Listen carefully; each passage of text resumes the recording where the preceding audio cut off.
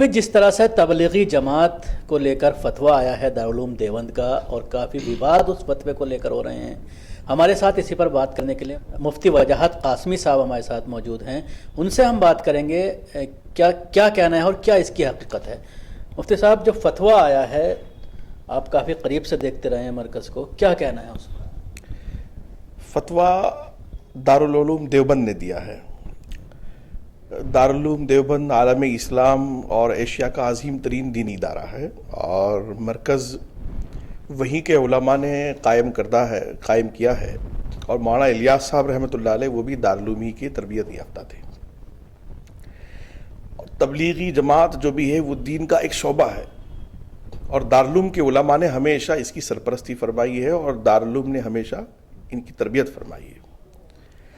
اب تبلیغی جماعت کی تو فی الحال موجودہ ذمہ دار ہیں مولانا سعد صاحب، ان کو لے کر کے، ان کے افکار و خیالات اور ان کے نظریات کو لے کر کے بہت بے چینی اور ان کی بہت زیادہ لوگوں میں فکر تھا کہ ان کے فکریں تبدیل ہو رہی ہیں اور ان کے خیالات چینج ہو رہے ہیں، اور وہ ان کے منہ میں جو آتا ہے وہ کہہ دیتے ہیں۔ ان کے نزدیک جو ہے شریعت وہ ہے جو انہوں نے بول دیا ہے، اس لیے دارالعلوم دیوبند کو یہ قدم اٹھانا پڑا، اور دارالعلوم دیوبند نے یہ اپنا موقف، جو فتویٰ ہے دارالعلوم کا موقف ہے، اور انہوں نے اس بات کا ان کو پابند کیا ہے کہ یہ دارالعلوم دیوبند کے علماء سے جا کر رجوع کریں اپنی بات سے۔ رجوع کا مطلب یہ ہے کہ ہم اس بات سے یہ غلطی ہو گئی ہے اور آئندہ اس طرح کی بات ہم نہیں کریں گے۔ دارالعلوم دیوبند نہ تبلیغی جماعت کا مخالف تھا، نہ ہے اور نہ ہو سکتا، چونکہ دعوت و تبلیغ جو ہے وہ دین اسلام کا ایک اہم شعبہ ہے، اور 1,24,000 انبیاء علیہم الصلوۃ والتسلیم کی سنت ہے۔ دعوت دین کی طرف بلانا، دعوت و تبلیغ دین کی طرف بلانا ہے۔ اس لیے جو اس وقت کے موجودہ ذمہ دار ہیں ان سے بہت شکایت ہے، اور پورے ملک میں ہے، اور علماء کو ہے اور ائمہ کو ہے۔ مساجد کے حالات خراب ہیں کہ ان کو وہاں درس قرآن نہیں کرنے دیا جاتا، زبردستی ان کو فضائل اعمال اور منتخب احادیث اور فلاں اور یہ جوہلا چلہ لگائیں گے، 4 مہینے لگائیں گے، اور ممبر پر بیٹھ کر جا کے تقریر کرتے ہیں۔ امام صاحب کو کہہ دیتے ہیں بس وہ مشورہ ہو گیا ساتھیوں کا، جمعے کو آپ بیان نہیں کرنا، ہم کریں گے۔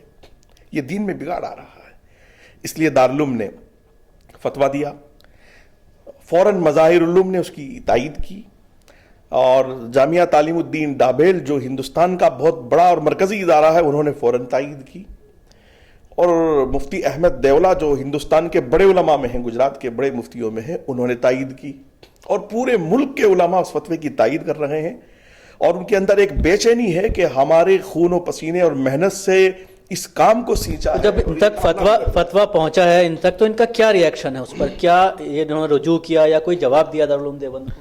جی ہاں، انہوں نے دارالعلوم دیوبند کو ایک خط لکھا، 3-4 صفحات کا، 7 صفحات کے آس پاس کا، اور دارالعلوم دیوبند کو وہ خط لکھا، دارالعلوم کے بزرگوں نے وہ پڑھا، لیکن فوراً دارالعلوم کے بزرگوں نے ان کو ایک رد عمل بھی لکھا، اپنا تردیدی خط بھی لکھا، اور ان سے کہا کہ یہ خط ہمارے لیے قابل اطمینان نہیں ہے، ہم اس خط کو تسلیم نہیں کریں گے، چونکہ انہوں نے وہی اپنی بات، اور آخر میں یہ کہہ دیا کہ میں جو کہہ رہا ہوں اس پر میں دارالعلوم کو حوالے دوں گا، مطلب یہ ہے کہ یہ اپنی بات پر قائم رہیں گے، رجوع نہیں کریں گے۔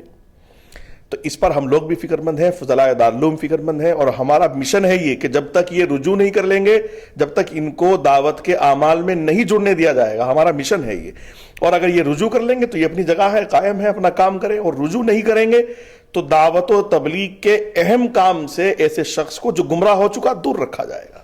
لیکن ابھی بھی کافی تعداد میں لوگ ایسے ہیں جو ان کے ساتھ ہیں، کھڑے ہوئے ہیں، اور جو فتویٰ آیا ہے اس کی مخالفت کر رہے ہیں۔ دیکھیے، دارالعلوم دیوبند ہمارے جی جان سے اور بالکل ہمارا مشرب ہے، فقہ احناف کا مشرب ہے دارالعلوم دیوبند۔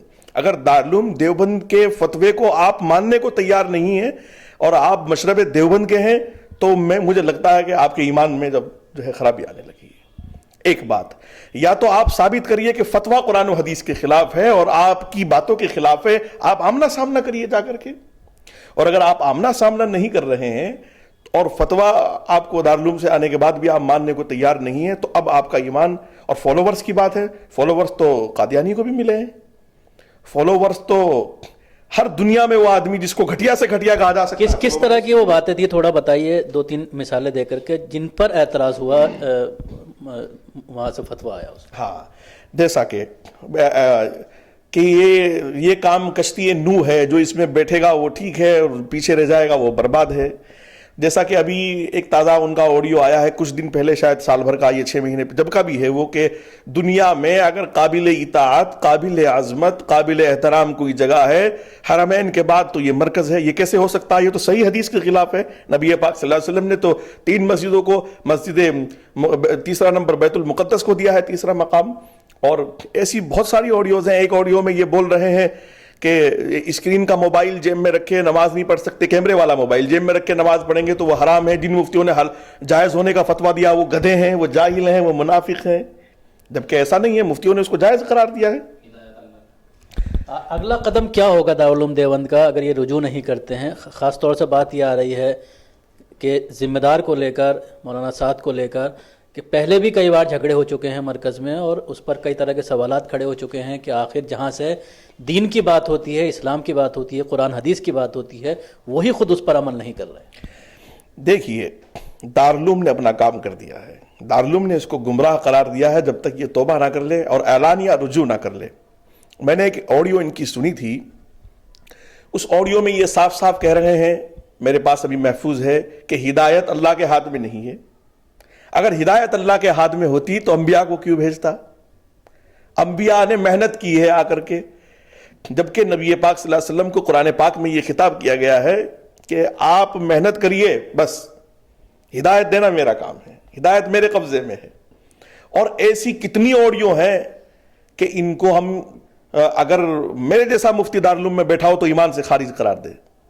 दारुल ने अगर फतवे के बाद भी इन्होंने रुजू ना किया, और दारुल से हम अपील करेंगे कि वो दावत वाले काम से, तबलीग के इस अहम काम से, इस मुकद्दस, ये इस पाक जगह मरकज से, जहाँ से हमारे अकाबिर जुड़े रहे हैं, इस जगह से इसको अलग करें और ये अपने घर रहें। कुछ भी, कोई भी फिरका चलाएं, हम इससे क्या बेज़ है।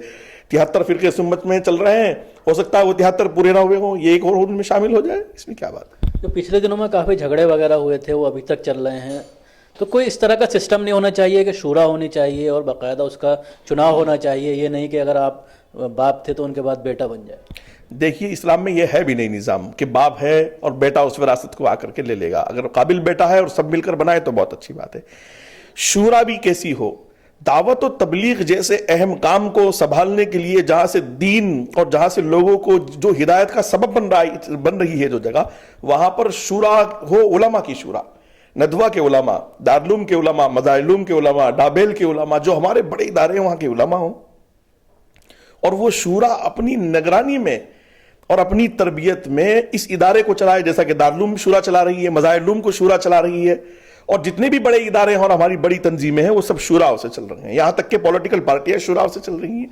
तो ये इतना बड़ा निज़ाम है जो पूरे आलम इस्लाम में इसका चर्चा है और काम कर रहा है, तो ये क्यों नहीं शूरा से चलना चाहिए? हर हाल में शूरा से चलना चाहिए और उलमा की शूरा हो। आज जुमेरात है, लेकिन अब ये मरकज़ से होकर आ रहे हैं, जिस तरह से वहाँ पर भीड़ होती है तो भीड़ वो नज़र नहीं आ रही, तो कहीं ना कहीं फतवे का असर नज़र आ रहा है। जी बिल्कुल, हर हाल में आएगा, चूंकि जो तबलीग में लगे हुए लोग हैं वो हर हाल में देवबंदी हैं, देवबंद के फॉलोवर हैं, वो जितने भी हैं देवबंद के फॉलोवर्स हैं और देवबंदियत से जुड़े हुए हैं। उलमाए देवबंद ने फतवा दिया है, और मैं तो अइम्मा और खुतबा से अपील करता हूं कि कल जुमे में वो अपने उस फतवे को पढ़कर सुनाएं कि दारुल ने इस दावत के इस बेहुदा जिम्मेदार के लिए ये फतवा दिया है, जब तक ये रुजू ना कर ले, तौबा ना कर ले। और इंशाअल्लाह मुझे लगता है अगर इन्होंने तौबा नहीं की तो यहां कोई मिलेगा ही नहीं आपको, बस ये अकेला ही बैठेगा। शुक्रिया। ये थे वजाहत कासमी साहब, मुफ्ती वजाहत कासमी साहब, जो तफसील से बता रहे थे कि जो फतवा दिया गया है दारुल उलूम देवबंद के ज़रिए, उस पर अगर मौलाना साद ने रुजू नहीं किया तो मामला और आगे तक बढ़ सकता है। दिल्ली से कैमरा पर्सन राजेश शर्मा के साथ न्यूज़ मैक्स के लिए शकील अहमद।